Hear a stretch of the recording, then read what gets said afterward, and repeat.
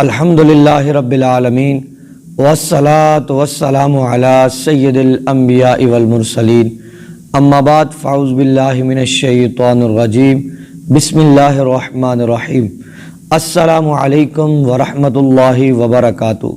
سامعین و ناظرین کے لیے دعا گو ہوں اللہ عز و جل آپ پر اپنا خصوصی فضل اور رحمت فرمائے۔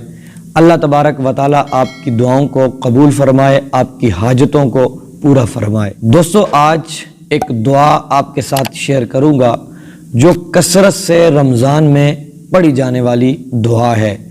اس دعا کی برکت سے آپ کی پریشانیاں، آپ کے مسائل انشاءاللہ دور ہوں گے اور آپ کی حاجتیں پوری ہوں گی۔ چند ہی دنوں میں آپ کی جو بھی حاجت ہوگی وہ پوری ہو جائے گی، جو بھی مسئلہ ہوگا، جو پرابلمز ہوگی انشاءاللہ وہ رفع دفع ہو جائیں گی صرف اس دعا کی وجہ سے۔ یہ ایک قرآنی دعا ہے، آپ نے چلتے پھرتے اٹھتے بیٹھتے اس دعا کو پڑھتے رہنا ہے رمضان المبارک میں۔ اس دعا کی برکت سے آپ کے جتنے بھی مسائل ہوں گے وہ حل ہو جائیں گے۔ آپ نے ہر وقت اس دعا کو پڑھتے رہنا ہے، سحری کے ٹائم پڑھیں، افطاری کے ٹائم پڑھیں، چلتے پھرتے صبح، دن کو، شام کو، ہر وقت یہ دعا آپ کی زبان پر ہونی چاہیے۔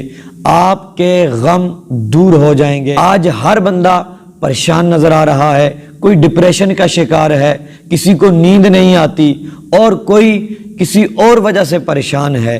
تو اگر آپ کے ساتھ بھی پریشانی ہے یا پھر آپ کی کوئی حاجت ہے یا آپ کے کام رکے ہوئے ہیں تو اس دعا کو پڑھیں، انشاءاللہ آپ کے تمام کام آسان ہو جائیں گے اور آپ کی حاجتیں پوری ہو جائیں گی۔ یہ ایک قرآنی دعا ہے، سورۃ الفاتر کی یہ آیت کریمہ ہے، الحمدللہ الذی اذھب عنا الحزن ان ربنا لغفور شکور۔